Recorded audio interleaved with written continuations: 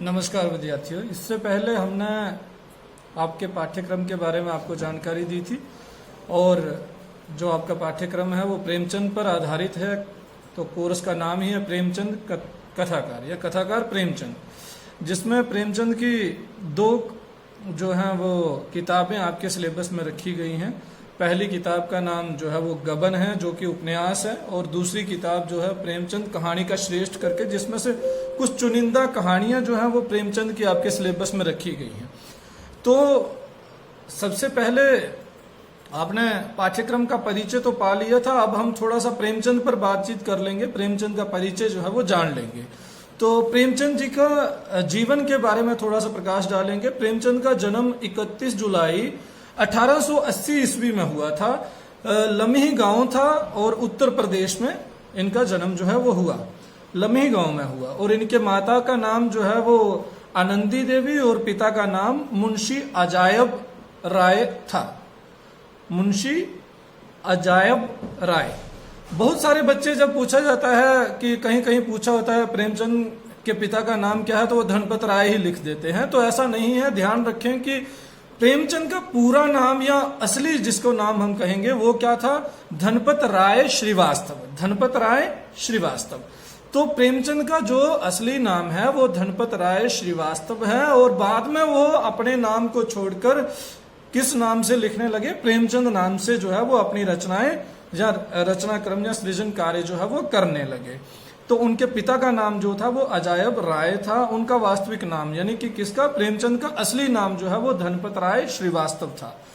प्रेमचंद की आरंभिक जो शिक्षा है वो फारसी में हुई। और प्रेमचंद के माता पिता के संबंध में रामविलास शर्मा जी लिखते हैं, जब वे 7 साल के थे तभी उनकी माता का स्वर्गवास हो गया। यानी कि प्रेमचंद जब 7 साल के थे तो उनकी माता का देहांत हो जाता है, और जब वह 15 साल के हुए तब उनकी शादी कर दी जाती है, और 16 साल की उम्र में उनके पिता की मृत्यु हो जाती है।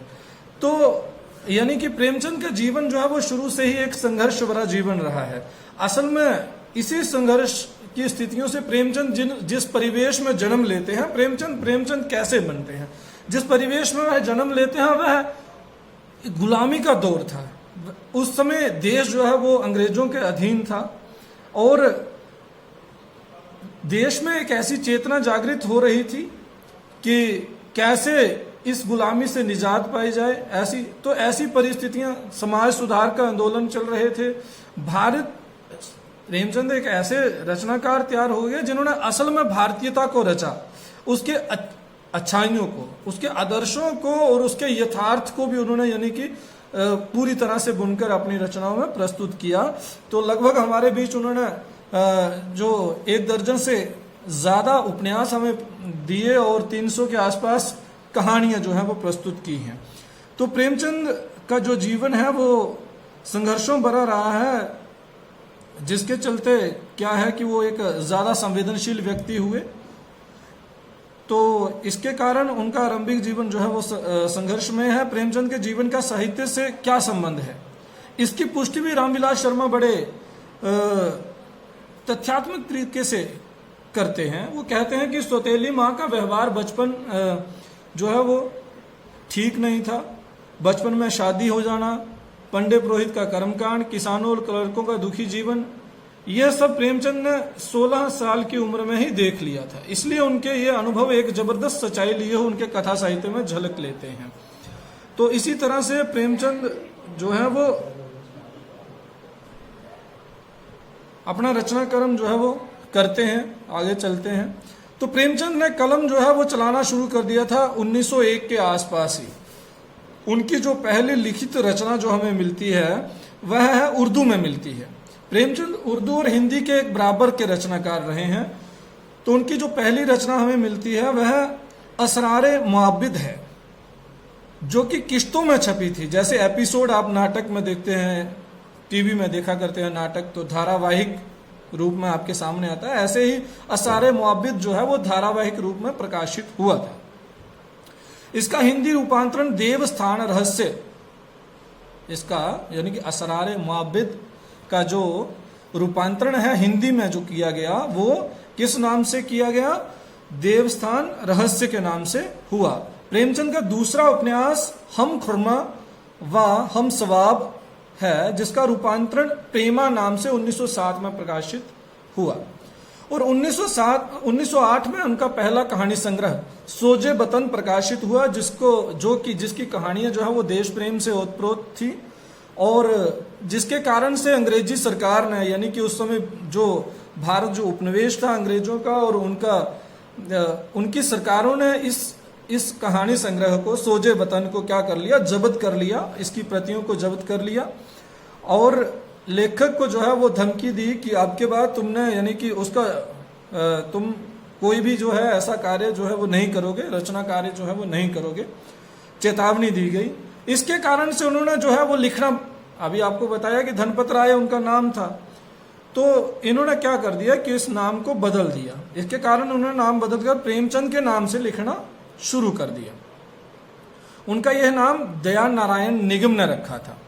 तो आपसे अगर कोई पूछ ले सवाल कि धनपत राय श्रीवास्तव का नाम प्रेमचंद किसने रखा, तो यह दया नारायण निगम में रखा, जो कि इन्होंने क्यों रखना पड़ा प्रेमचंद नाम, क्योंकि इनको चेतावनी दे दी गई कि अगर आप रचना करते हो, तो इन्होंने छदम नाम से, जिसको बोलते हैं नकली नाम से लिखना शुरू कर दिया, और वही नकली नाम एक दिन जाके हिंदी साहित्य का बहुत बड़ा नाम हो गया, जिसको उपन्यास सम्राट के नाम से हम जानने लगे, मुंशी प्रेमचंद।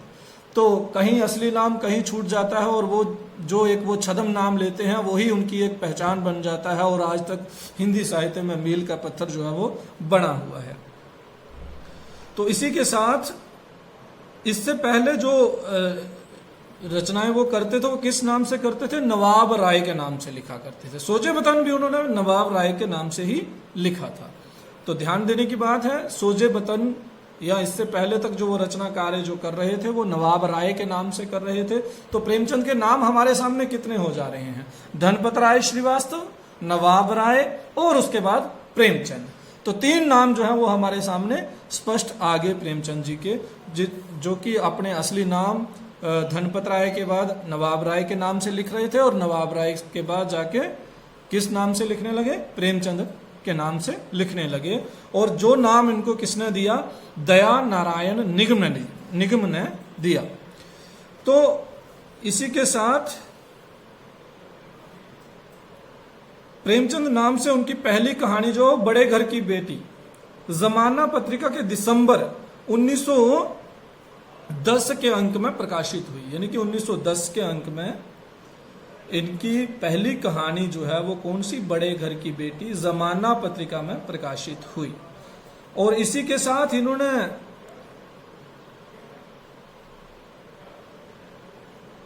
1914 ईस्वी में उस समय की प्रसिद्ध हिंदी मासिक पत्रिका, यानी कि वो जमाना जो है वो उर्दू का रसाला होगा, और इधर हिंदी की पत्रिका जो चर्चित पत्रिका थी उस दौर की, सरस्वती, उसमें इनकी रचना जो है 1914 ईस्वी में प्रकाशित होती है, जिसका नाम है, कहानी का नाम क्या है, दिसंबर के अंक में जो प्रकाशित होती है कहानी का नाम है सोत। तो इसी के साथ इनका पहला उपन्यास जो है वो 1918 ईस्वी में उनका पहला हिंदी उपन्यास जो है वो सेवा सदन प्रकाशित होता है। इसकी अत्यधिक लोकप्रियता ने प्रेमचंद को उर्दू से हिंदी का कथाकार बना दिया। सेवा सदन ने प्रेमचंद को उर्दू के कथाकार से हिंदी का कथाकार बना दिया। सेवा सदन इन्होंने जो है वो कब लिखा, 1918 के आसपास लिखा।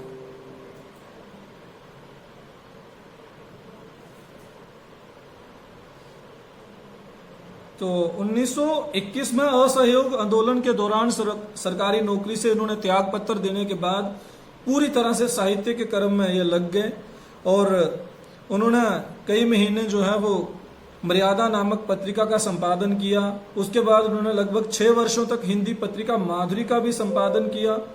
फिर 1922 में उन्होंने बेदखली की समस्या पर आधारित प्रेम आश्रम उपन्यास प्रकाशित किया। फिर 1925 ईस्वी में उन्होंने रंगभूमि नामक बृहद उपन्यास लिखा, जिसके लिए उन्हें मंगल प्रसाद पारितोषिक भी मिला।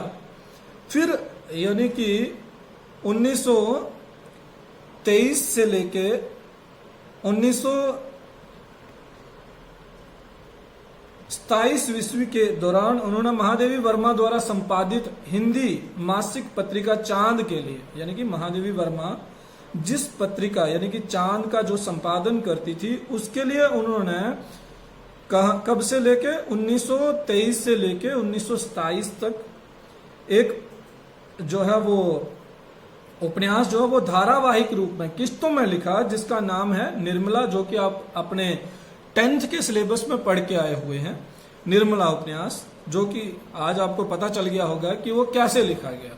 1923 से लेके 1927 तक महादेवी वर्मा जी जो पत्रिका निकालती थी चंदा नाम की, उस चांद नाम की पत्रिका के लिए इन्होंने क्या किया, चांद नाम की पत्रिका के लिए निर्मला उपन्यास को एक धारावाहिक के रूप में प्रकाशित किया था। तो इसके बाद इन्होंने कायाकल्प, गबन जो आपके सिलेबस में है, कर्म भूमि और गोदान की रचना की, और मंगलसूत्र इनका अधूरा उपन्यास जो है वो रह गया था। उन्होंने 1930 में बनारस से अपना मासिक पत्रिका जो है, अपनी मासिक पत्रिका जिसको कहते हैं हंस नाम की पत्रिका भी चलाई प्रेमचंद जी ने, जो बाद में जाके बंद कर दी। तो इसी के साथ 1936 में उन्होंने अखिल भारतीय प्रगतिशील लेखक संघ का जो लखनऊ में अधिवेशन हुआ उसकी अध्यक्षता की।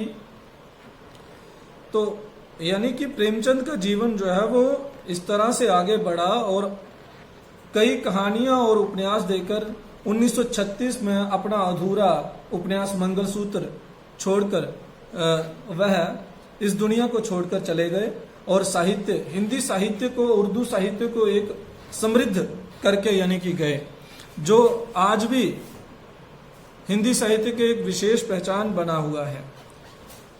तो इसी के साथ आज का लेक्चर यहीं रखते हैं। आगे उनके साहित्यिक परिचय पर और ज्यादा बातचीत करेंगे। धन्यवाद, नमस्कार।